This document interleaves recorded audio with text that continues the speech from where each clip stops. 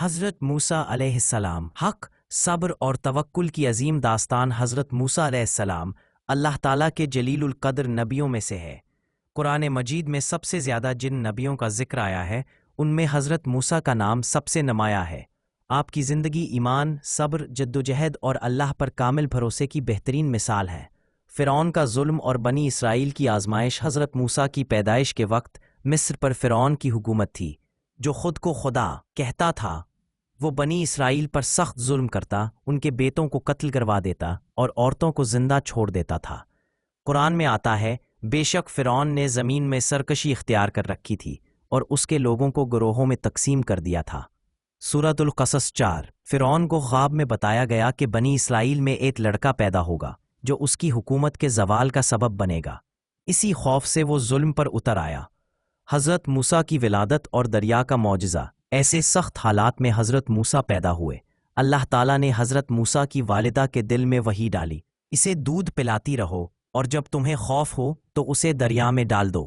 خوف نہ کرنا، ہم اسے تمہاری طرف لوٹا دیں گے۔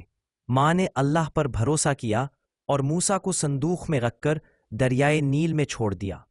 اللہ کی شان دیکھیں، وہی بچہ دریا کے ذریعے فرعون کے محل تک پہنچ گیا۔ فرعون کی بیوی آسیہ نے بچے کو دیکھ کر محبت محسوس کی اور کہا، یہ بچہ میری اور تمہاری آنکھوں کی ٹھنڈک ہے۔ یوں اللہ نے موسیٰ کو دشمن کے گھر میں پرورش دی۔ مصر سے مدین کا سفر۔ جوانی میں ایک دن حضرت موسیٰ نے دیکھا کہ ایک قبطی ایک بنی اسرائیلی پر ظلم کر رہا ہے۔ موسیٰ نے دفاع میں ہاتھ مارا، قبطی مر گیا۔ یہ ایک غیر ارادی واقعہ تھا، مگر موسیٰ نے فوراً اللہ سے معافی مانگی۔ جب فرعون کو خبر ہوئی تو اس نے موسیٰ کو قتل کرنے کا حکم دیا۔ موسیٰ مصر چھوڑ کر مدین کی طرف روانہ ہو گئے۔ مدین میں انہوں نے 2 لڑکیوں کی مدد کی جن کے والد حضرت شعیب تھے۔ حضرت شعیب نے موسیٰ کو اپنی بیٹی کا نکاح دیا اور کئی سال تک اپنے پاس رکھا۔ کوہ طور اور نبوت مدین سے واپسی پر۔ کوہ طور کے پاس موسیٰ نے ایک آگ دیکھی۔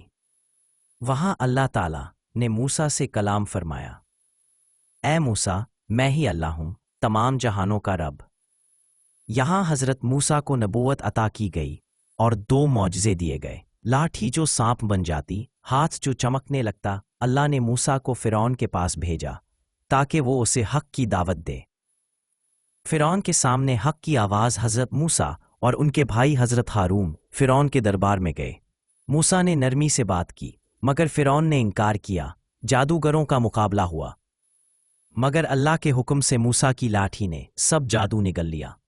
جادوگر فوراً سجدے میں گر گئے اور ایمان لے آئے، مگر فرعون نے انہیں سخت عذاب دیا۔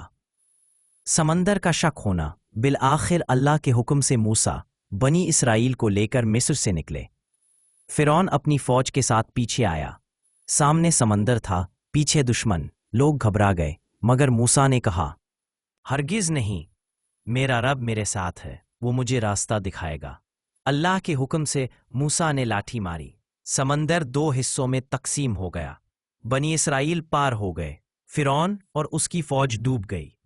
تورات اور بنی اسرائیل کی آزمائش۔ کوہ طور پر موسیٰ کو تورات عطا کی گئی مگر ان کی قوم بار بار نافرمانی کرتی رہی۔ بچھڑے کی پوجا، ناشکری، شکایت، یہ سب آزمائشیں تھیں۔